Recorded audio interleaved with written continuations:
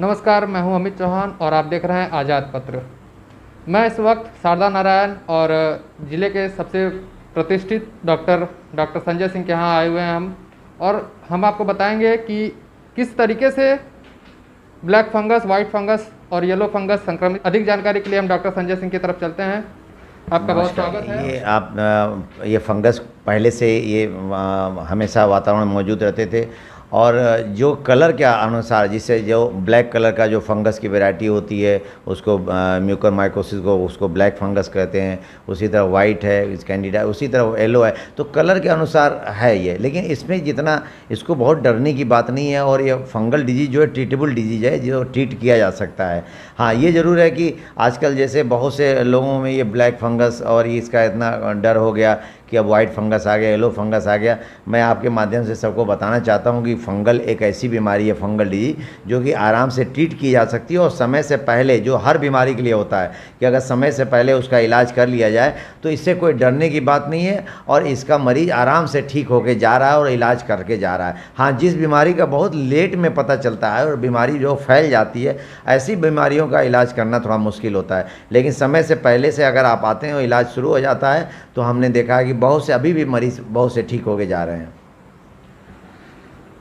इसमें सबसे अधिक कैंसर पीड़ित और डायबिटीज पीड़ित मरीज ही असर में आ रहे हैं और उनकी अधिकतर केसों में मौत हो जा रही है। इनकी क्या खास वजह है? आपको बताएं, जैसे कि डायबिटीज़ का जो मरीज़ होता है उसका शुगर लेवल बहुत हाई होता है और उसकी जो इम्यूनिटी होती है, जो प्रतिरोधक क्षमता होती है, वो कम होती है औरों की तुलना में। तो आप देखे होंगे डायबिटीज़ के मरीज़ को हार्ट अटैक भी होता है, किडनी फेल भी होती है, बहुत सी बीमारियाँ होती हैं। तो उसी तरह जो डायबिटीज़ का पेशेंट होता है उसको फंगल इन्फेक्शन होने के चांसेस बहुत अधिक रहते हैं, या कोई भी इन्फेक्शन होने के चांसेस बहुत अधिक रहते हैं। तो फंगस भी एक वातावरण में फैला हुआ इन्फेक्शन है जो डायबिटीज़ मरीजों को पकड़ लेता है, क्योंकि उनकी इम्यूनिटी कमज़ोर होती है। तो इसलिए उनको अगर आप समय से इलाज नहीं कराएं तो उनके पर असर, उनका प्रभाव अधिक प्रभावकारी होता है। उसी तरह जो किडनी के मरीज़ हैं या कैंसर के मरीज़ हैं या कोई भी ऐसा मरीज़ है, चाहे HIV का हो, चाहे इम्यूनो कम्प्रोमाइज पेशेंट हो, तो ऐसे मरीजों को प्रतिरोधक क्षमता कम होती है उसकी। तो उसमें अगर ये फंगस का प्रकोप होता है तो उसमें औरों की तुलना में उसमें प्रकोप होने के भी चांसेस अधिक रहते हैं और उसको ठीक करना भी थोड़ा और उस मरीज से अधिक मुश्किल होता है। डॉक्टर साहब, जैसा कि आपने बताया, ये पुराना बीमारी चलते आ रहा है फंगस का। जो सिम्टम्स आ रहे हैं, लक्षण है, क्या सामने आ रहे हैं, देखने को मिल रहे हैं कि उससे आपको पता चले? या हाँ, देखिए, हम आपको बताना चाहते हैं कि कोई भी जैसे कोविड का पेशेंट हो, जिसको कोविड हो चुका हो और डायबिटीज़ भी हो, साथ में शुगर लेवल बहुत हाई हो, शुगर कंट्रोल नहीं हो, तो अगर उसको लक्षण आप जानने के लिए उसको अगर देखिए, एक उसको चेहरे पे यहाँ पे सूजन आ रही है चेहरे पे, और हेडेक हो रहा है, आंखों में लालीपन आ जा रहा है, आंख सूज जाती है, और यहाँ पे उसको दर्द महसूस होता है, खाने में दर्द होता है, यहाँ साइनसेस जो होता है वो इन्वॉल्व होता है। तो इसकी एक वैरायटी होती है जिसको राइनोसेरेब्रल टाइप का कहते हैं, म्यूकरमाइकोसिस की। तो वो ब्रेन से लेके, आँख से लेके और ये साइनसेस को इन्वॉल्व करता है। तो ऐसे में जब उस मरीज़ को खूब सीवियर पेन होगा, हमने अभी कई मरीजों हमने अपने अस्पताल में भी देखा है जो कि पेशेंट प्रेजेंट करता है कि साहब सीवियर पेन हो रहा है, आंखों में दर्द हो रहा है और ये उसको देखने में भी दिक्कत हो रही है, धुंधला दिखाई दे रहा है, दो दिखाई देता है। तो किसी भी मरीज़ को अगर इस तरह का लक्षण दिखाई दे कि उसको धुंधला दिखाई दे, दो दिखाई दे, आंखों में दर्द हो, चेहरे पे दर्द हो, बहुत अधिक पेन हो, तो तुरंत अपने डॉक्टर से संपर्क करें और उसकी डायग्नोसिस बनाई जा सकती है। CT स्कैन या MRI करके उसकी डायग्नोसिस अगर जितनी जल्दी बनेगी उसका ट्रीटमेंट करके उतना जल्दी उसका इलाज किया जा सकता है। मऊ में इलाज है क्या सर? हाँ, देखिए, मऊ जैसे इसकी गाइडलाइन आ गई है, इनकी दवाएं जो इसकी एम्फोटेरेसिन B एक इंजेक्शन है वो अभी कुछ अवेलेबल है। अभी धीरे धीरे गवर्नमेंट उसको अवेलेबल करा रही है और गवर्नमेंट की भी एक बार अभी हम लोगों ने CMO साहब ने भी डिस्कस किया था जिलाधिकारी महोदय के निर्देश पे, तो हम लोगों को गाइडलाइन के बारे में भी डिस्कस हुआ है, बताया गया है। तो इसका हम लोग भी जो प्राइमरी ट्रीटमेंट है वो हम लोग शुरू कर सकते हैं, और अगर कॉम्प्लिकेटेड स्टेज में डिजीज़ होगी तो उसको हम लोग फिर हायर सेंटर उनको बनारस या लखनऊ उनको भेज सकते हैं। ब्लैक फंगस को कई जगहों पे महामारी घोषित कर दिया गया, इस पर आपकी क्या राय है? देखिए, ऐसा है कि ये गवर्नमेंट ने इसलिए कहा कि अगर चीज़ों को अगर कंट्रोल में रखेंगे और चीज़ पहले से ट्रीट हो जाएगी तो अगर अच्छी बात है, इसको महामारी घोषित करके हम लोग इसको कंट्रोल करें। और हम लोगों को भी एक हिदायत है कि जैसे ऐसे डायग्नोसिस बन रही है तो हम उसका पूरा रिकॉर्ड नोट करते हैं, उसका मरीज़ का पता, कहाँ का रहने वाला मरीज़, फिर अपने हम मुख्य चिकित्सा अधिकारी महोदय को सूचित करते हैं।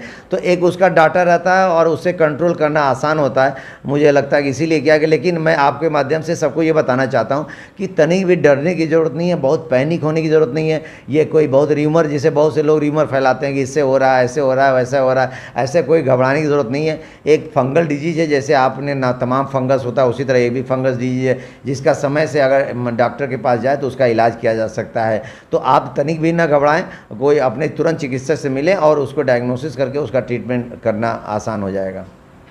इस बात में कितनी सच्चाई है कि कोरोना जो संक्रमित मरीज है और कोरोना से वो बच चुका है, उसकी जान नहीं गई है, उसको कितने परसेंट चांसेस हैं इस बीमारी से ग्रसित होने के? देखिए, ये देखा गया कि कोरोना मरीजों में भी थोड़ा सा उसकी इम्यूनिटी डाउन हो जाती है उनके इन्फेक्शन की वजह से, और उनके साथ साथ अगर डायबिटीज़ भी है तो उसकी जो प्रतिरोधक क्षमता थोड़ी कम हो जाती है। तो ऐसे मरीज को भी जिनको शुगर भी है और कोविड से इन्फेक्शन हो गया, ऐसे मरीजों में इन्फेक्शन थोड़ा पाया गया है। तो ऐसे मरीजों को पहले से भी हम लोग पता चल जाता है, तो उसकी अर्ली डायग्नोसिस करके, क्योंकि हमको ये दिमाग में है कि ऐसा इन्फेक्शन हो सकता है, तो उसकी अर्ली डायग्नोसिस करके उसकी CT MRI करके हम लोग उसको पता कर ले रहे हैं, उसका इलाज कर ले रहे हैं, जिससे कि मरीज ठीक भी हो जा रहे हैं। ऐसे मरीजों को किस बात में खासा ध्यान देना चाहिए? देखिए, अगर दो चीज़ है कि अपना शुगर कंट्रोल करें, पहली चीज़। दो, अगर अस्पताल में जहाँ भी किसी हाइजीन का ध्यान रखें, जो ICU में केयर होता है, हम उनको सबको बताना चाहते हैं कि उसमें आपका जो मास्क लगाया जाता है या जो आप डेली यूज़ मास्क पहनते हैं, इसको हमेशा क्लीन करें। इसको पानी से उबाल के, अगर आपके कपड़े का मास्क पहनते हैं, नहीं तो इसको अगर डिस्पोज कर लें। तो ये देखा गया कि जो मॉइस्ट, जहाँ सतह जैसे नमी अधिक होती है, वहाँ फंगस का इन्फेक्शन अधिक हो जाता है। तो नमी वाली जगहों से बचें, सफाई का ध्यान रखें, और अगर जो डायबिटीज़ कंट्रोल रहेगा और सफाई रहेगी तो वहाँ फंगस इन्फेक्शन होने के चांसेस बहुत कम हो जाते हैं।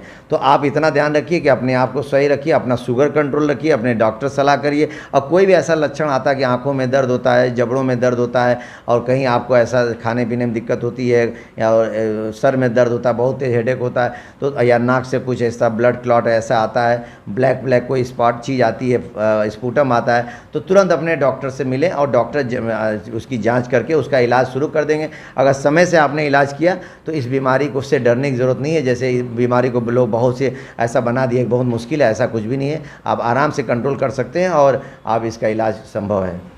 डॉक्टर साहब, इसमें कुछ अफवाह बीच में आ रहे हैं उड़ते हुए कि कई जगहों पे जो कोरोना पेशेंट थे उनको जो सिलेंडर यहाँ वहाँ से ला के लगा दिया गया, और खाद्य पदार्थ खाने से फंगस हो रहा है। इसमें क्या सच्चाई है और क्या भ्रमता है? ये देखिए, आपकी जहाँ तक ऑक्सीजन सिलेंडर की बात है, तो बहुत सी कुछ जगह ये बताया गया कि जो ऑक्सीजन जो ट्यूब लगाते हैं, अगर वो सफाई से नहीं यूज़ हो और ट्यूब को क्लीन न किया जाए तो उसमें एक संभावना हो सकती है। लेकिन सिलेंडर में जो ऑक्सीजन है, इसमें अभी ये रिसर्च का विषय है, इसमें अभी जाँच का विषय है कि क्या ऐसा संभव है कि इसकी वजह से हो रहा है, या स्टेरॉइड से लोग करें कि स्टेरॉइड की वजह से हो रहा है, क्योंकि ऐसा अभी इसका एकदम प्रूफ नहीं है। हाँ, ये ज़रूर देखा गया कि शुगर की मात्रा जिसको कंट्रोल नहीं रह रही है, चाहे वो किसी भी कारण से हो, उसमें अधिक हो रहा है।